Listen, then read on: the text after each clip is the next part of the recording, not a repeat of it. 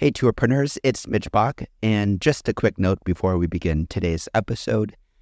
Tourpreneur is currently sponsored by Google. We're thankful for their support of our community, and we are offering with them a completely free course helping you unlock the power and potential of Google's Things to Do program, which is specifically helping tour operators add their tours to Google in new ways that gives you new exposure and more direct bookings. To learn more, go to tourpreneur.com/Google. And as always, show notes, more resources, links to our newsletter, our business coaching community, and so much more are available on tourpreneur.com. Now to the episode. Welcome to the Tourpreneur podcast. Travel industry veteran Shane Whaley will take you on a journey with fellow tourpreneurs, sharing their tips, ideas, insights, and success stories to inspire you to make your tour business the best it can be. And now, here is your host, Shane Whaley.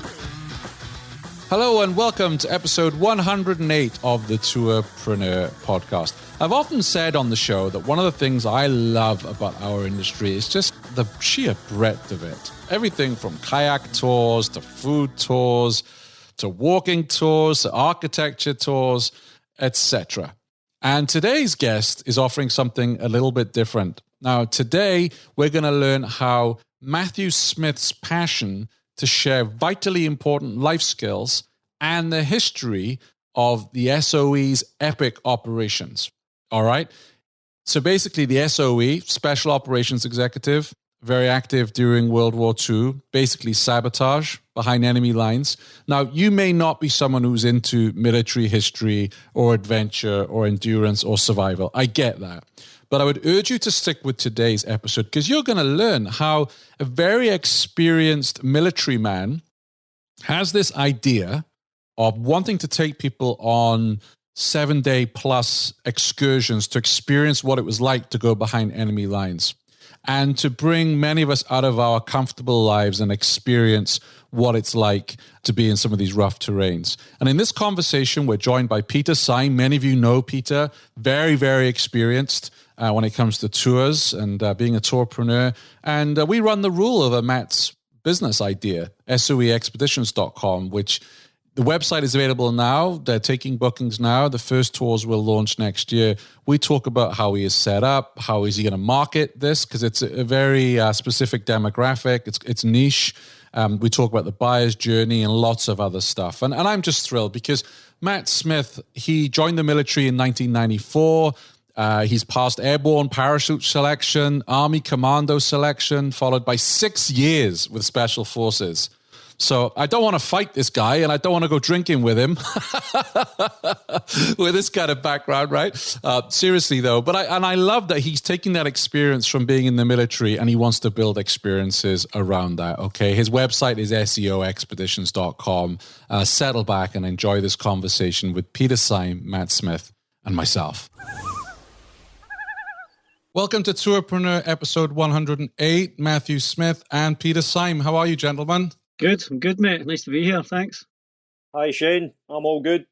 Fantastic. You've been working 18-hour days, right, Peter, out in ground operations? Yeah, I'm back to being an operator as in doing the operations rather than talking nonsense and all the other stuff I do. So now I'm back to driving, taking photographs, guiding, washing, basically dog's body of anything that needs done. Yeah. What's the reaction been like from your guests, from people booking your tours? I'd say 80 to 90% are not even mentioning anything to do with COVID.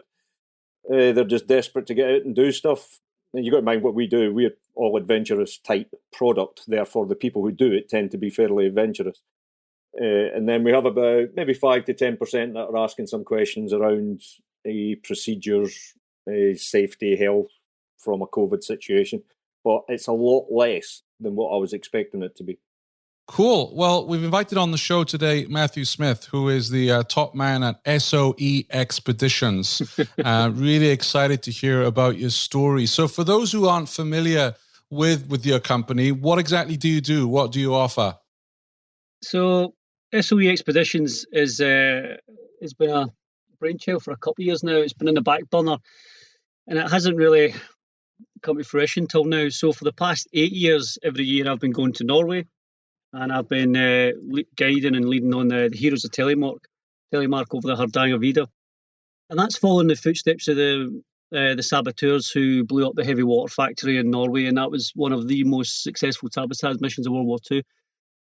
From about 2008, I was lucky enough to meet some of the saboteurs, and they were still alive. Joachim Ronneberg, when he passed away, I think it was just January last year, he was 99. A guy was an absolute legend. And so all these guys were legends, and some of the stuff they were doing was just, they made movies about it. And they're a dying breed, so I'd always wanted to do more of it. And I actually chatted to Pete about it. And he's like, you should make it into remember I had that chat, Pete, he says, make it into a race or something like that.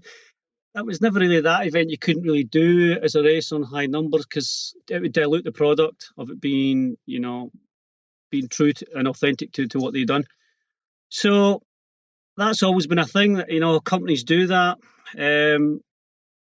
I've been lucky to partner with Brian Desmond, who's ex-military, and he's been doing that for a lot longer than me.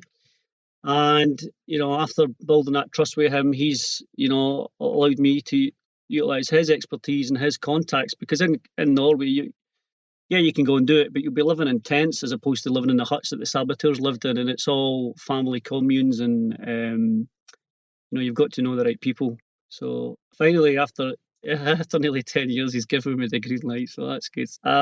So I've that's the flagship event. But then I sat down with Mark Beaumont, who is obviously an endurance athlete, been around the world twice on a bike in under 80 days. It's quite special. So the whole SOE, basically a lot of these men and women were civilians who done extraordinary things from an endurance and a kind of survival. And then I was thinking about, well, there's so many other areas of operations they worked in, i.e. Pyrenees, Crete, Italy, and so how do we bring this all together? So I sat down and I started looking at them, and there's lots and lots, but it had to be the right ones that tied in with, I'm all about the kind of the adventure and the survival side, and he's about the endurance side, and it's bringing that concept together. And I think people really they want that. It's hopefully it's going to work. There was a show on TV I watched on Netflix. It was called Churchill's Secret Agents, where they took a group of civilians and trained them to be SOE. And I actually quite liked it, because most reality stuff, it's all dramatized and people fighting each other. But this was actually pretty good. And what I liked about it is they weaved in a lot of history around the SOE and what those agents actually did. And I just watched that show and I had tremendous respect for all those SOE agents. I mean, to go through what they did, and that they were civilians, and they opted into this. Just an incredible bit of history that I feel we weren't really taught that at school, to be honest. No, and that the education piece is massive. So being Scottish, SOE and Special Forces, they all trained all in and around this area up in Scotland. Actually, where I live, just down the road in Ayrshire, there was an SAS camp that I found. I didn't know about that. So, and it's stuff like, I live here and there's stuff people don't know about that I'm just finding out. And so I think, that's really important, passing that on to, future generations. We're based at a Culti-Bragen camp, which is an old German World War II camp. And again, that's got its own history. And then just up the road, you got Aviemore, where the Marines trained, and SOE trained all over the place. Interestingly, I watched that program. It was really good. It was well done. Yeah, I was pleased with that. You've got in mind that people's perception of the military today versus what it was like in World War II when SOE was working. I can normally spot an ex-military person instantly at the moment, because they carry themselves a certain way, they talk a certain way, and you can just spot them. If I can spot them, so can other folks spot them, and that's not a good thing. Whereas Churchill recognised that if he wanted people to blend in, they had to be unique individuals. And these unique individuals could be actors, they could be poets, they could be doctors, they could be anything basically but military. And the other skills, again, when you're in a survival situation like that, when it's literally do or die, it's amazing how quickly people learn the other things they need to learn if they can just blend in using their skills. And if you're an actor and a creative person, someone in the creative areas, on the whole, they blend in better than some hairy military guy. That leads me to ask you a question there, Matt. So Who is your ideal customer? Who's booking your tours, your experiences? Is it ex-military types? Is it adventure types? Or is it a wide range of people? It's a real wide range of people. I mean, I've done 22 years in the military, so for me, military guys are great. They're you know what you're getting. You know, they rock up on time. They're generally all fit guys, and they'll just book en masse because, you know, they can't be bothered jumping through the hoops of red tape. So I've just given them a product off the shelf and they book it, and that's great, you know. But at the moment, it's a new baby. It's just launched, and so we're finding like the kind of high end, you know, directors, the guys that are looking after themselves, they want to challenge themselves a little bit. It's almost bragging rights in the office on a Monday morning, and it's a cool thing to do. So, but again, another massive market is, you know, the women's market, females who are just, you know, they're up there as well, and they want to do the exact same thing. It's why do the guys get all the fun? And I get a lot of that, and I'm like, yeah, why not? SOE had lots of women, and they actually, the first allied person behind enemy lines was a female SOE agent who started infiltrating the Germans before D-Day.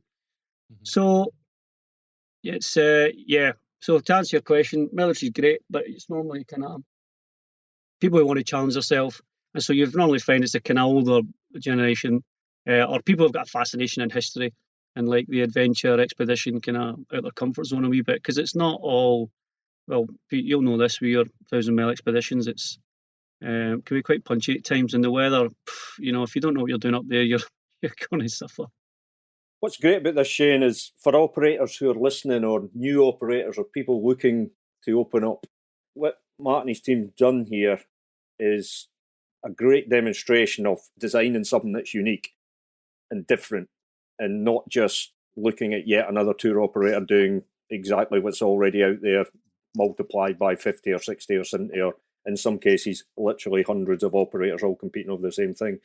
He's looked at the market, he's looked at what people really want to do, and I would suggest that's been emphasised in this period we're in at the moment with COVID, and can come up with a unique, different product that ties up history, culture, fitness, endurance. And it's different. It really is different. There's probably nothing like it elsewhere in the world. So when you come up with a product like that that matches the psychology of need that people have, and you come up with a really good quality product, and I have no doubt this will be quality product, then it's just a marketing job behind it, and you're going to have success. I have absolutely no doubt this business will be a success, and it's it's a shareable experience. So when people do this, they're going to talk about it. They're not going to go back to their office on the Monday and keep their mouth shut. They're not going to keep their mouth shut on social media. They're going to share the experience they had. Therefore, it comes with an inbuilt flywheel of remarketing, because it's an experience that people will talk about and remember for quite a long time, if not for life. Fancy coming on a course, mate, do you? Like, no. Fancy coming on one? No, I'm too old. But you like the look of the Crete one, Peter.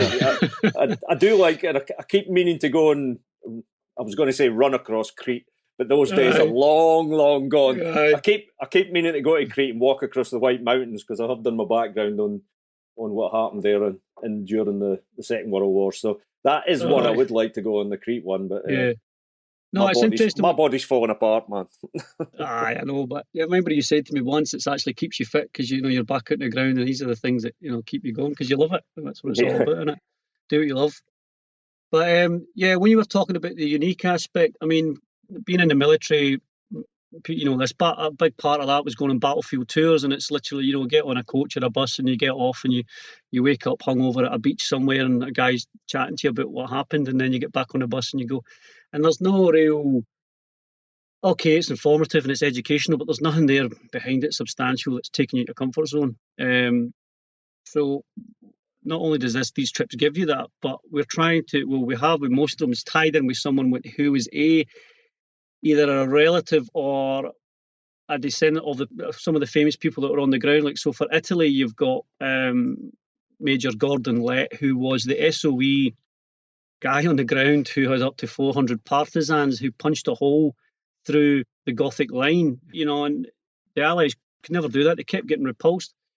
Churchill called it the soft underbelly of Europe, but it was far from that. the Germans had their toughest mountain troops up all across that whole area.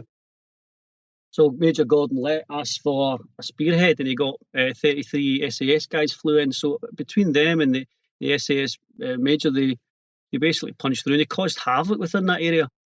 Now, through our research, I've found Brian Lett, Major Gordon Lett's son, and he's going to come on at Exped, and he's going to tell about his father's exploits at the start and the beginning and stuff like that. It's like, that's mental. It's like, I think that really adds to it. So if the trips that we're doing, we're trying to find that kind of unique, whether it's an author or a historian. We've tied in with a few historians as well who have written books on it, and it sells itself. So I think that's quite interesting as well. It's a unique selling point. And that's why I'm going to share this. I do another podcast called Spybrary, which is about spy books. Okay. We were actually just featured in Radio Times last week, which was very nice. We do fiction and non-fiction. So there's a lot of people who are interested in the SOE who listen to our Spybrary show. So have you done anything with Damien Lewis, who's keen to come on board? He's done quite a few books on SOE. Yes, he has. No, absolutely. No, that's one that we definitely recommend. How do you go about, because, this is a certain type of person, right? This is not the walking tour in a city, bike tour. This is a certain kind of person. How are you going about marketing to that segment? Yeah, that's a really good one, isn't it? I mean, it's quite niche. So I've found at the moment, because we've just started doing it, I'm relying on what I've done previous. So my old videos on Heroes of Telemark and, other people sell it. So, when Mark Beaumont, he's got a massive following, so his audience is a bit bigger than mine, so that's good. That's going to give us some traction. I find LinkedIn really powerful. Like, I've just made a couple of vids, and he's made a couple of vids, and it's so straight away you're tapping out that market of people who are either CEOs or in a high-end job, whatever, and they're like, yeah, I fancy doing something different, and I find that powerful. And then I suppose it's like any new venture; it takes time, doesn't it? You got to market it, you got to grow it, and it's whether I'm going to events, or we're all going to events, and then it's word of mouth, and then it's targeted ads, and I don't really know if kind of OTAs would work with that because it's so bespoke. I don't know. What's your thoughts, Pete? I'm keen to get your ideas on this. No, for this sort of product, it's a similar product to my expedition business that I did have until COVID trashed this whole year. But we'll get back to it. I don't actually think it is niche. The product you're delivering and the experience you're delivering is niche, but the market isn't that niche, because your market is the psychology of customer going on this is a desire to do something that's different. So how many people are out there who have a desire to do something that's different? Literally millions. And as the world becomes more and more same, and everybody goes to McDonald's and Starbucks and blah, blah, they want to do something different. So there's a huge desire out there. They look for something that's different, so something that's novel. Again, the novelty we value. Now, I don't mean that disrespectively to the actual product, because obviously it's about history and people that die doing this stuff. But it is novel. It is so different. It is a completely different product in the travel space. So if you've got desire and people are looking for novel product or experiences en masse, and then you add in a bit of fear and a bit of challenge, that market's no niche. That market is literally millions of people. So it's aligning your experiences in your product, understanding the psychology of the customers that have the desire, they're looking for something that's different, and they really like it if it's a bit of a challenge and it's going to scare them a wee bit. And you don't need to break them, but if it scares them a wee bit, it's all the better. People are not challenged in today's life anymore. And life has become too easy for so many people. And I know we're going through a bad time at the moment. Businesses are upside down and all the rest of it. But the reality is people are not really challenged these days. And if you set up an experience where they feel challenged and are genuinely challenged, you've got a customer for life. Yeah, I've found that as well through all the trips I've done and the experiences. It's only when you're really uncomfortable, you won't enjoy it at the time, but you'll look back and you go, do you know what? I got something for that. That was, you take the golden nuggets away, don't you? Yeah. It's in the endurance part of it, your partners. If I go back to my own thing, when I designed 1,000-mile journeys, my thought process was, I know the desire's out there for people to do extraordinary challenges, but they don't feel able to. they want to, it's in their head, but they don't feel able to. And the reason they don't feel able to is because when they look at the media and they look at the films, and it's all rock stars and superb athletes and people doing things that are just out of the conception of the normal person, or they need a high level of technical skill. So you have to get over them barriers that there's massive desire, but then for many people, the next reaction is, but I couldn't possibly do that. And that's a barrier you've got to get over. So when I was designing the expeditions, I went, well, can you walk? And they were saying, what do you mean, can I walk? I said, well, can you put one foot in front of the other? Of course I can walk. Well, then you can walk 1,000 miles then. Again, stop bloody arguing about it. Get signed up, give me your money, and we'll go. And it's as simple as that. But if you show them a video of somebody falling off a rock face and clinging on with his fingernails, they're not going to sign up because they have to do 5 years of training to get to that level to be able to do it. So it's a case of making sure the clients are going to be challenged physically and mentally and have a bit of fear in there. But you've also got to get across it is achievable for the person who has the desire and the want to do something different in life. And just ordinary people in ordinary jobs and ordinary life are capable of much, much, much more than they realise. And it's your job and my job and other folk like us to make sure we put them in that position because they won't regret it. Yeah, no, 100%. I've got a good theory on that where it's almost like a swap in kind of like generations and how it's happened. I mean, when I was a wee boy growing up, we were wee boys growing up. I don't know, Shane, maybe you didn't do this, I don't know, but running about and climbing trees and being outdoorsy, it was just it was a way of life. So as I get older, my kids grow up, I'll probably will do more of that. But our parents wanted to go on a cruise ship and chill out on a beach, because they've done all that. Whereas now folk coming up, they're maybe not doing as much of that because there's so much technology. So now they're getting to a time in their life, they're a wee bit older, they're looking after themselves, maybe get a wee bit more expendable cash. Like, do you know what? I don't want to go on a boat and sit on a beach. I want to do something punchy. I want to do some. It's all about the experiential side, which I know you've chatted at length about this, Pete. But and I think there's a real change, and I think there's going to be more and more of that, and I think that's exciting. Yeah, when these punters turn up for your, I call them punters, that's terrible, customers, guests, when they turn up for your experiences, get the phones off them, take the bloody phones off them, hide them away. And one thing we started doing, and I'm going to really ramp this up once I get back to doing whatever we're going to do in the future, is we hire a lot of photographers, and I'm going to say to the clients, particularly in expeditions, you're just not doing photography in expeditions. There'll be a pro photographer coming along, taking the photographs, and you'll have complete access to all the photographs everywhere. But people, if they're so focused on social media and taking snapshots and taking selfies and all the other stuff that goes on and uploading, they're not actually experiencing what they're there to experience.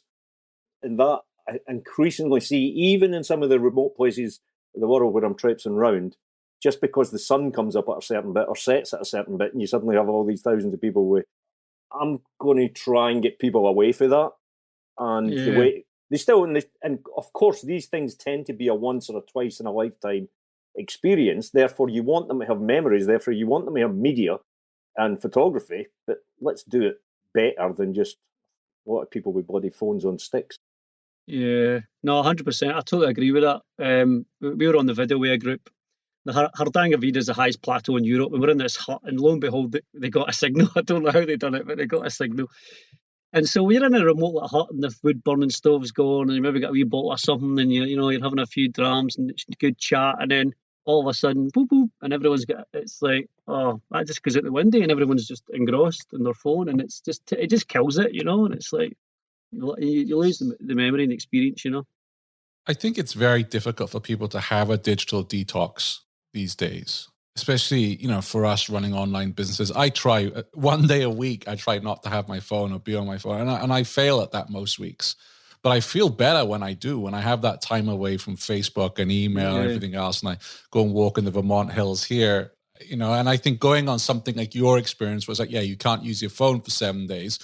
If that puts people off, then they're not the right kind of person, or they're not in the right mindset to come on an experience like that. But I think that's part of the attraction. It would be for me to go, wow, I'm not going to be on my phone for a week. I need that. It's hard. You enjoy the experience more, and it's. I think there needs to be more of it. As Peter said earlier on, you've created something that's unique. So you have the challenge of coming up with pricing the tours, and you can't just go and look at someone else and say they're offering that, we'll offer this. How did you go about pricing up your expeditions? Yeah, that's a good one as well. So, there is some companies out there doing similar trips, but they won't have the experience or the historian there or someone behind it to give it substance. Yeah, all these guys who are delivering it are mega experienced guys, but it's that kind of unique selling point. So, and also having, endurance athlete, a world endurance athlete, no one's been around the world twice on a bike, so that endurance part that Mark Bulmer, Mark's actually coming to Norway. So, to get Mark out for a day isn't cheap. So, to bring these people on board who want to go, actually, I want to experience all that. Plus, I bet you Mark's got some good stories, and he's got a lot of good stories. And so you get to have that, that piece as well, and sharing in those memories and learning about his experiences. And you normally find when you're in an environment like that, people's energy experiences rub off on you, and you come away going, do you know what? And sometimes it can be life changing, and it sends you off to do something bigger and better. And again, when you're working in those, and it took me a long time to get it, it's knowing your worth and knowing your product and knowing, right, do you know what? This is what we're worth, so this is what we're going to sell it at. And the reason we're charging that price is because you're going to get an awesome product, and no one else is doing it. So, yeah, hope that answers your question, mate. It's a challenge for everyone creating unique experiences. One of the biggest questions I get here at Tourpreneur is, how do I price my tours? Because, no one's handing you a book on it. Well, I've only been doing this for like 8 years now, and I'm still learning. But I think you really got to believe in yourself, believe in your product, and if you're the only one doing it, like Pete said, there's thousands of people out there doing run of the mill stuff, and it's really good stuff. But if you're that one guy that's doing it different, then obviously you need to put a premium on that. So I think, I don't see a problem with that. As you know, Shane, from speaking to all the operators, we're all guilty. I'm guilty of this. We're all guilty of underpricing the value of what we do. And whether you're running a food tour, a walking tour, or an activity outfit, or a multi-day expedition business, we're all guilty of underpricing what we do, because we tend to, because of the digital world, we just go online, look at the price of everything, and think, I must price at that point. Matt didn't have the chance to do that because there wasn't much out there. It was the same way what he was doing. So he had to actually go through the thought process of, this is the product, this is the value, this is what we're bringing to the value. What is that worth? So when you take it from that point of view, you come up with a more accurate price. Whereas as you know, thousands of operators have just compared to what's on the market and then come up with the same price of 10% below or 10% above without actually thinking the value it's being delivered. But when you look at the experiences the clients get from this industry with what they're doing and what they pay for it, compared with what they pay for other things in other industries, we're vastly undervaluing the business. Vastly, all of us. And I'm guilty. I sell stuff for 50 quid and $50, $50. And people rave about it for years. And then it's a half-day tour, but it really makes a difference in them. And we're giving it away for $50. We're all guilty of it. So Matt's gone through the right process. This is a unique product. He knows who his customer persona is. He knows who he's targeting, the type of customer he's doing.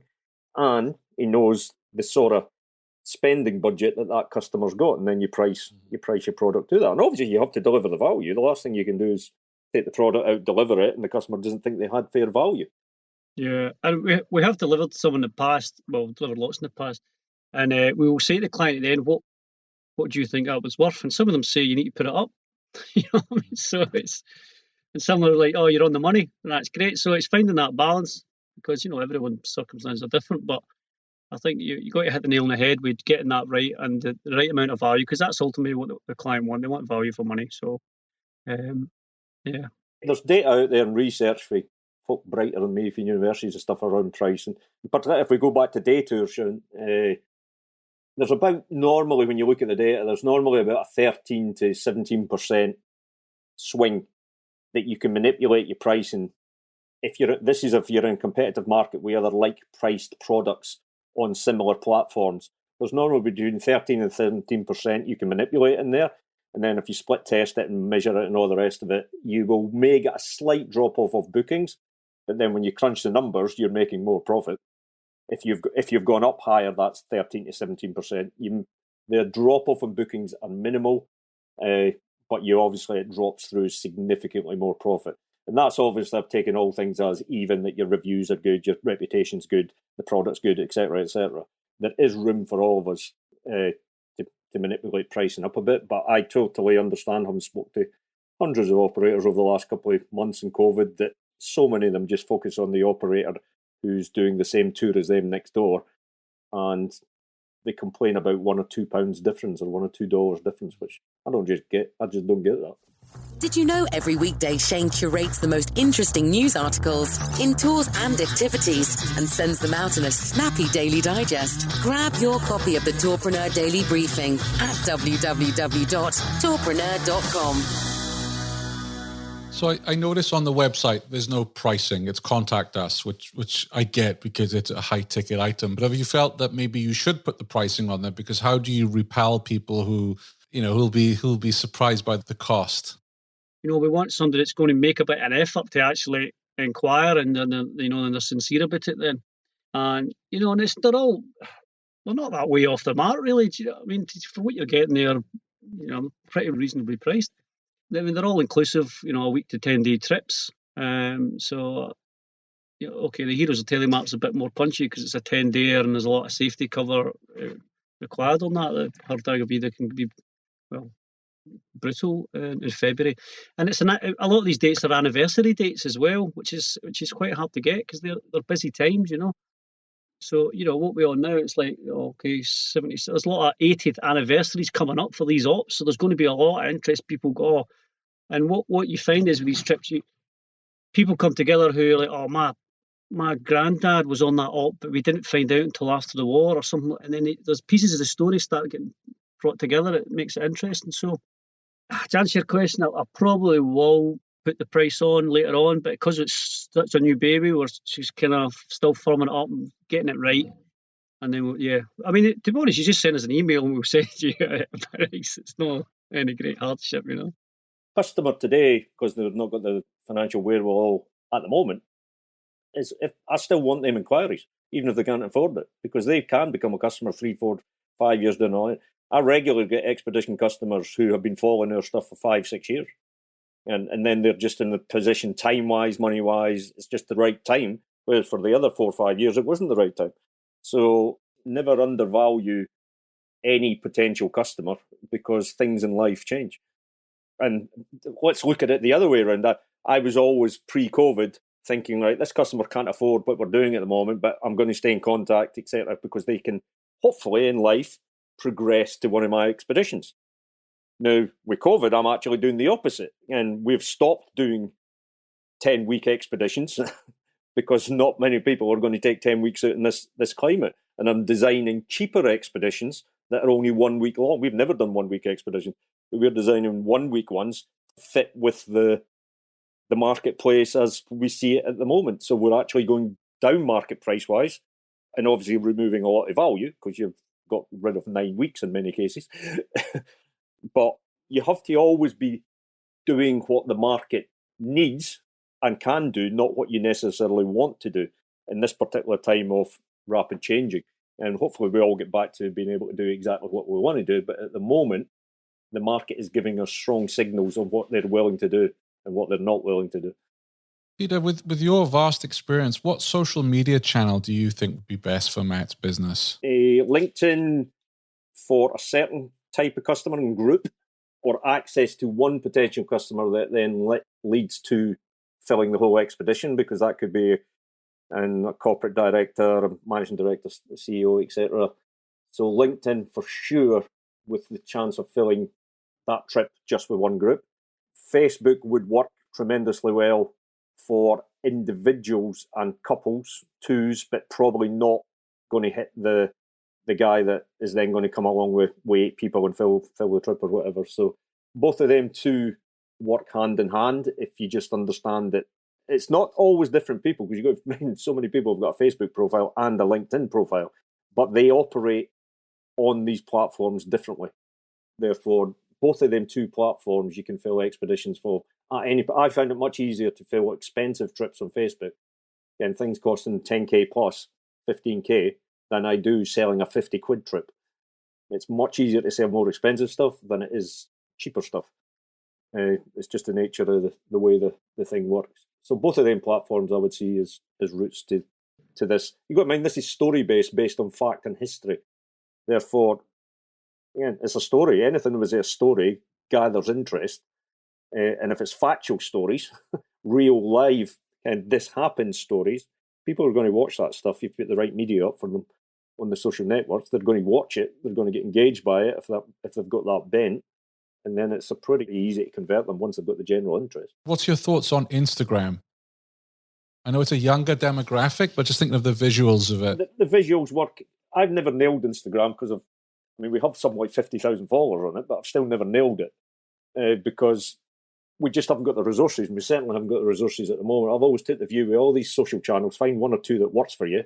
And we operate across them all, but we use Instagram and Twitter and stuff for an awareness channel, not necessarily a commerce channel, because I haven't had the time to nail them from commerce. So we use them as awareness, but we use the ones that we really understand from a commerce perspective.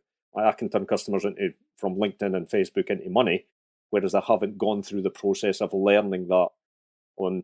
I've always treated all social media for the last 15 years exactly the same. Build an audience, don't expect nothing. Build an audience, don't expect nothing. At some point, once you have an audience, go and learn about that audience, go and learn about the customers, and then figure out how you're going to make money from it. But that process where you go and learn is quite time consuming in the extreme. And I just haven't got into learning. I know other people are doing brilliant on Instagram, so a product like this theoretically should. I just don't know how to do it because I haven't got my arse in gear to go and figure out Instagram in detail. Yeah, I keep hearing good things about Instagram stories. I'm on there, but I don't really get it. I haven't even invested the time. And that's why I wonder if maybe the demographic isn't on there for this kind of experience. Yeah, I'm keen to go down that road and delve into it a bit deeper. I mean, like I said, we're on there and, we've only putting on just a couple of exped just now because that's the most recent. We don't want to go too much old hat. LinkedIn, if guys jumped on there and says, send us the dates, I'm going to fill it. I'm going to fill it with a group. You're like, great.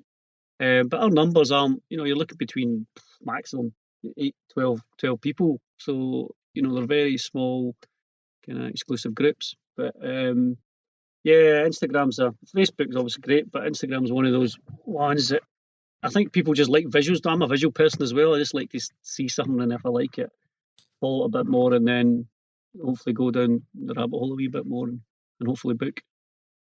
I've started using Instagram more because you're right. It's just photographs. It's not people are writing crap or politics or whatever, right? You're just looking at pictures. Yeah, exactly. It's easy, Yeah.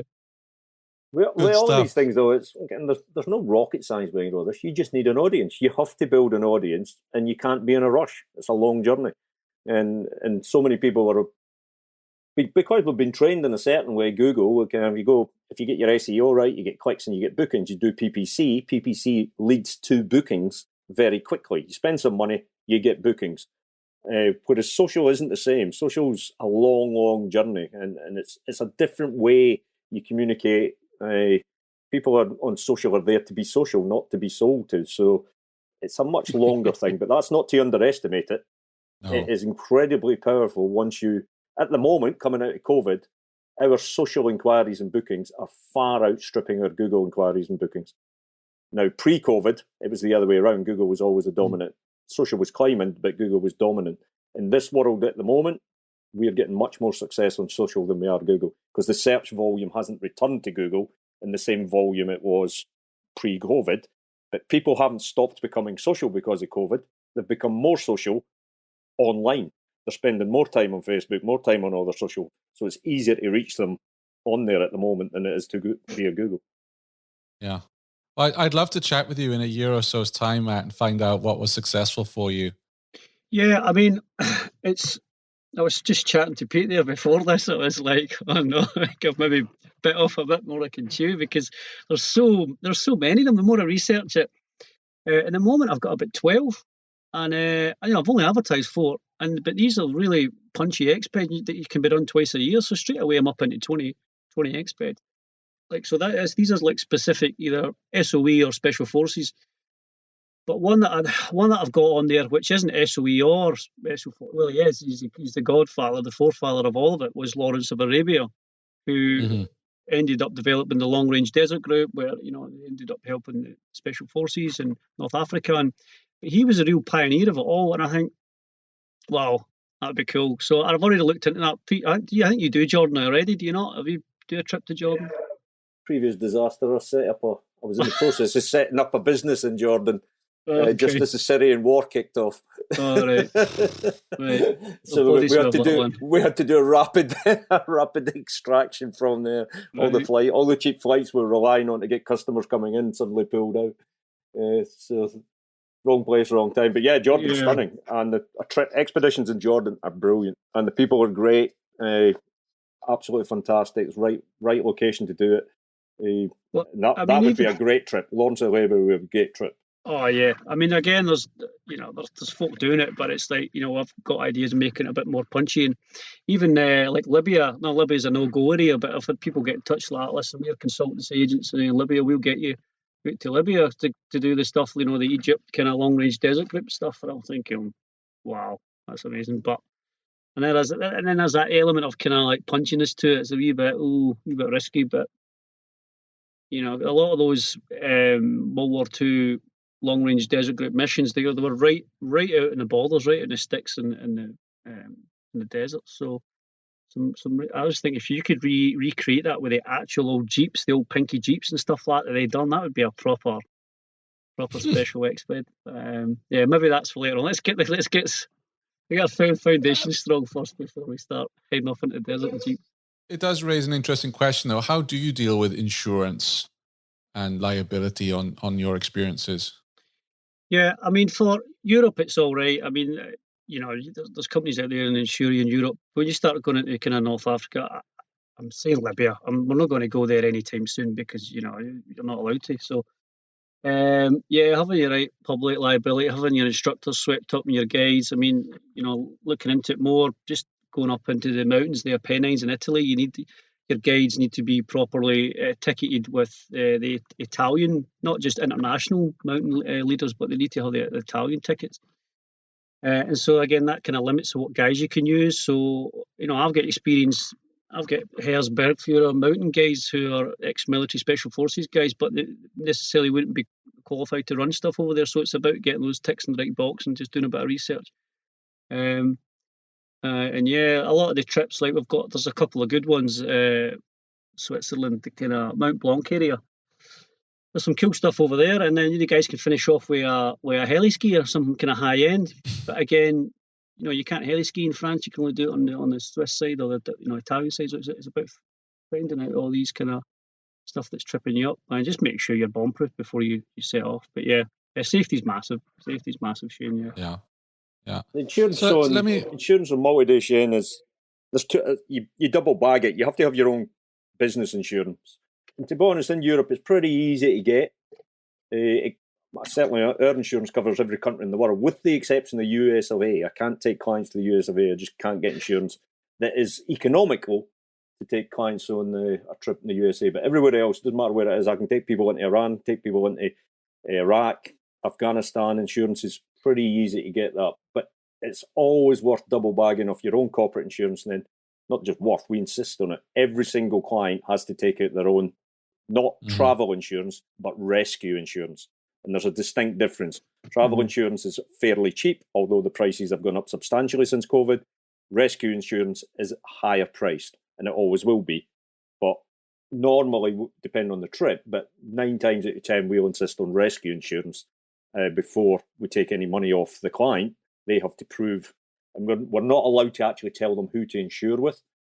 It's a bit strange, but there you go. We can give them a range of companies to insure with, and then they can insure with one of them. And as long as we get a policy, then we're happy to take a client. But you need to double bag this stuff because the insurance, as we've all found during this period, it's a minefield, absolute minefield. And it's only when it gets called into action do you find out how much of a minefield it is.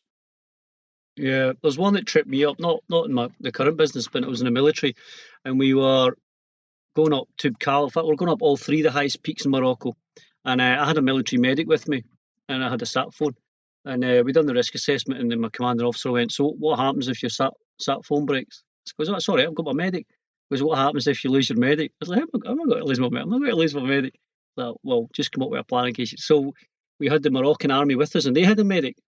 So sure enough, we get the green light and we go to Morocco, and my medic he steps on some glass and cuts his feet and he gets septicemia, blood poisoning, and he's got this mountain and he's man down and he's like, oh, we had to get him backed off. So it was actually the Moroccan medic who patched him up, and then we had to bring the Moroccan army to get him extracted and what happened.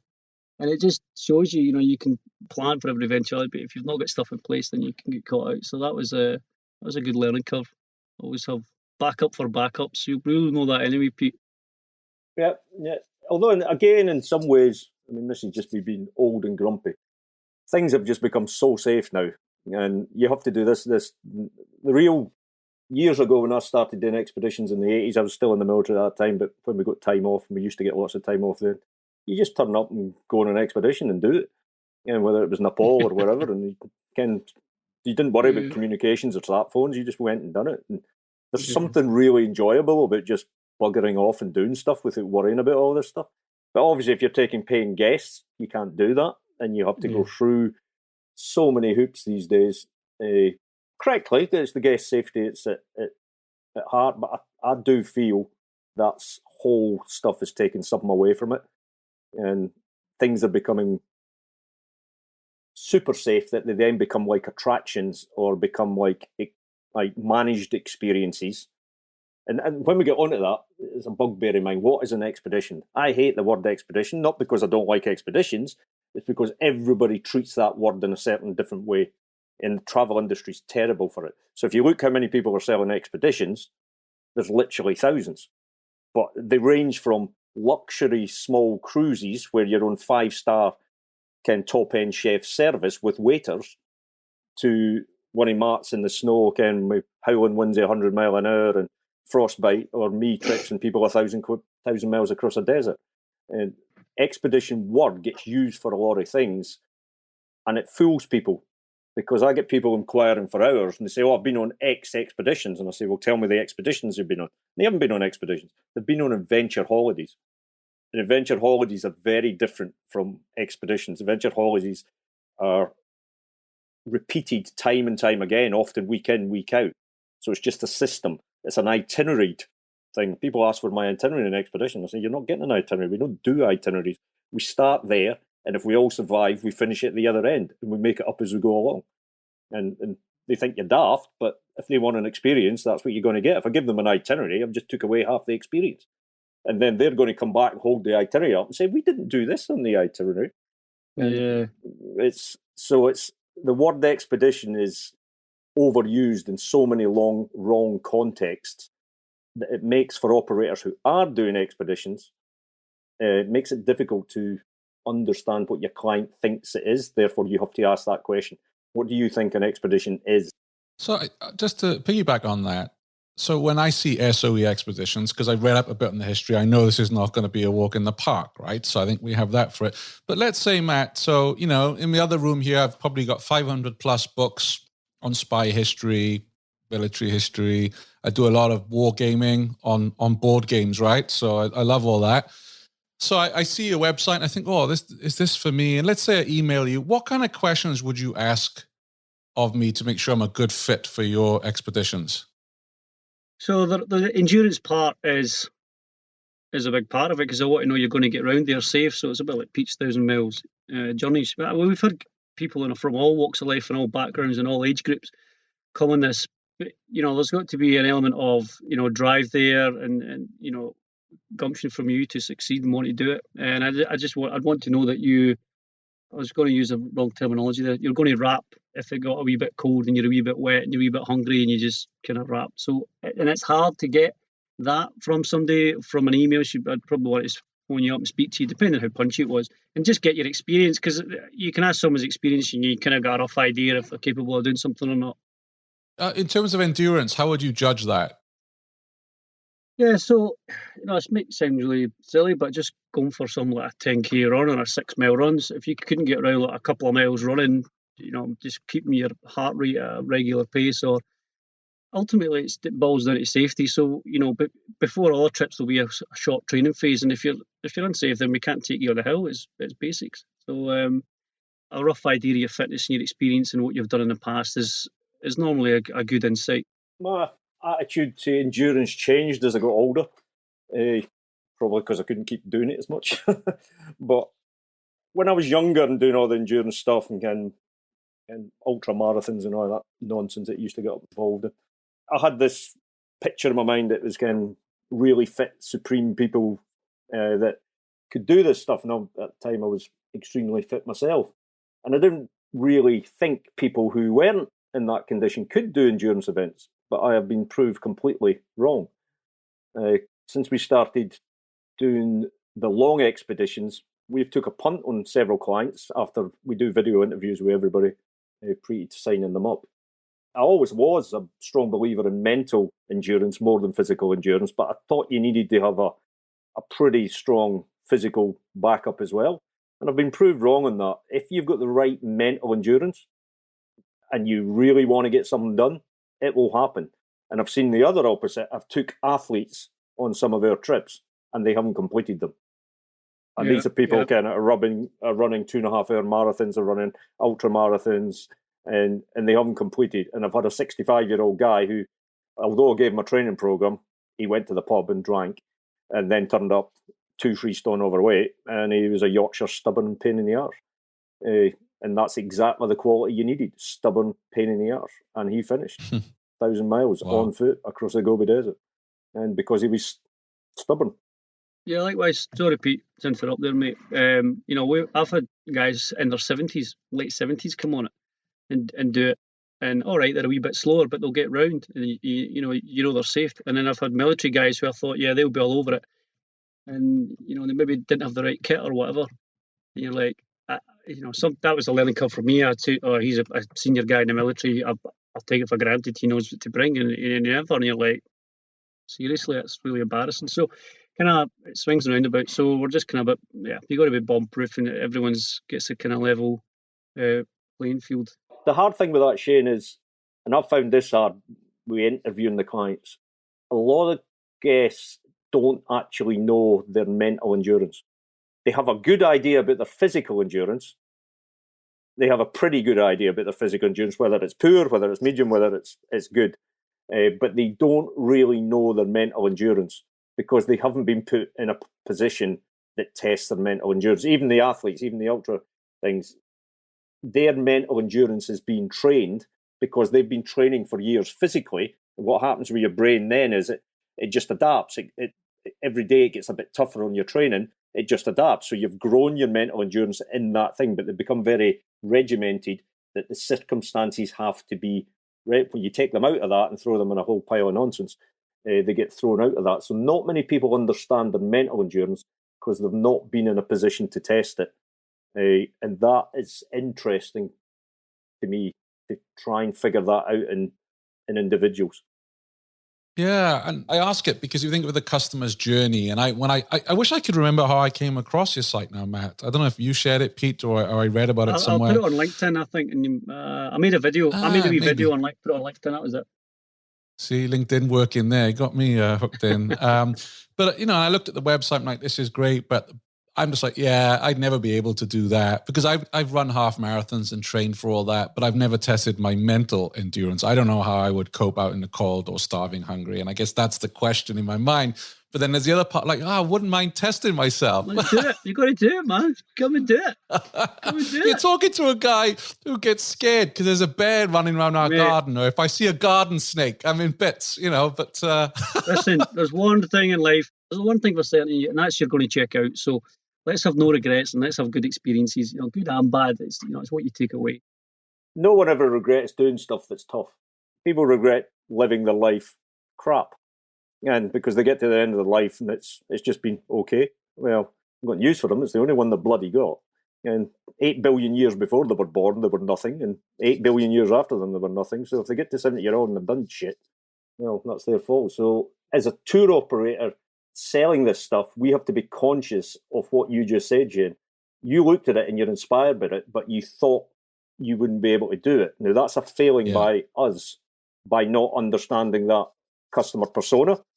And we have to somehow get that message across that this isn't for heroes, this isn't for, and this is for everybody. If you have a bit of endurance and a bit of mental resilience, and you want to experience something different. And that's something I think about a lot when I'm communicating and when I'm trying to get marketing across, is who is this customer? And what you said is the response from the vast majority of people. If I go back to what we were talking about at the beginning of this, the desire is still there. So the desire is huge, but then they think, but I'm not really capable of doing this. And that is an issue. It's an issue for them, because we need to get them over that I'm not capable of doing this. Because I tell you, once somebody does something unusual in their life, nothing is difficult afterwards. Nothing. I'm scared of heights. I'm terrified of heights. Yeah, I jumped out of a plane when I was 18 years old. Nothing's ever been difficult since. And I'm still scared of heights now. I climb mountains and can hang off rock faces and stuff. But the minute I knew I could conquer fear by jumping out of a plane, nothing has been difficult since. Because it's just a mindset, it's a challenge. So if you get people to do something like this, and they are concerned about it, once they do it, life becomes easier. Because you think, well, if I can do that, I can do anything. I think that copy, you're right. It's how do you put that on the website? And I think once you start getting the reviews coming in, Matthew, asking people, particularly someone who's like myself, who, thought they couldn't do it, and getting them to, write that in their testimonial. So I would then see that and go, oh, well, that person is also scared of heights, or no, 100%. Not a great swimmer. And because it's so new, that'll come with time. I mean, I can pull on previous stuff and get some testimonies on there. But no, that's a good point. That's good to know, Shane. What trip is you want to come on, mate? Out of interest, I'll sort you out. Well, probably Crete. Crete looks fun. All right, cool. Yeah, but I told you Crete was the one. Crete's the one. only because I lived in Scandinavia for 3 years and I live in Vermont where there's 9 months of snow. Yeah. So I'd rather go somewhere that's a bit warmer. I could give you an hour's podcast on shepherds in Crete and how their diet and what they eat made them supreme athletes. Shepherds. Wow. Yes. That's how boring I am. That's the sort of stuff I read. How boring's that? Learning about diets of shepherds in Crete. We'll have to save that one for a beer at an event, hopefully whenever that will be. Probably not too far away, Peter. Hopefully Crete. Yeah, let's do it. No, I'd be up for it. I've got a feeling, Shane, I'm going to be doing trips like going across Crete and climbing mountains and that long before I'm at a big event with 1,000 people in a hall. Sad but true. I think for the next year we're going to be outside more than we're inside. Just to go back quickly, what you spoke about earlier, guys. You said about how do you know that mental part? It ties in nicely with SOE, because a lot of these people were bankers and joiners and mechanics, and they had that. They didn't know until they actually went on the training. They were probably deselecting themselves, but it was the instructors that were saying, "No, you're actually better than what you think. You don't know if good." And then they were like, "All right," and then they believed in themselves, and then they pushed on through. Because even in that program, I was like, he's definitely going to get through, and then he didn't. The arrogant one, right? The arrogant one. Yeah. He's like, he's definitely getting through. But the one who was the best was like the grandmother, right? Yeah. Remember the older woman? And again, like you were saying, Peter, you wouldn't think of her as being, an SOE agent. And there was that scene where she couldn't get in the water to swim the loch, and she did it, which was powerful. If people were put in the position it's unusual and it brings out things that they don't know is in them, you'd be amazed. Go back to the year Jordan won Lawrence Arabia. Lawrence Arabia didn't start off to who he ended up being, wasn't who he was at the start. He was a disaster at the start. Nobody would give him the time of day. And he was just not respected at all at the beginning of that journey. It was only when he disappeared in the desert and then did what he did and come back out that he was launched to the level he is in history now. So you just never know what's hiding in some people, and they just sometimes need to be put in a position that brings that out of them. And the reality in normal life, most people are never put in that position, so it never comes out. Matt, thank you for giving us an hour of your time today. I know you're busy. Pete, I know you're exceptionally busy. Really appreciate you sharing some wisdom with us. I hope to invite you. Maybe we'll do an in-person interview next year, Matt, after we've done Crete. After you've killed me. Let's do it, mate. No, it's been great, mate. I've loved it. Pete, it's been great seeing you again, mate. Yeah, good to be catch up. Thanks for listening to the Tourpreneur podcast. Be sure to visit tourpreneur.com to join the conversation and access the show notes, including links to the resources mentioned on today's episode. This is Tourpreneur.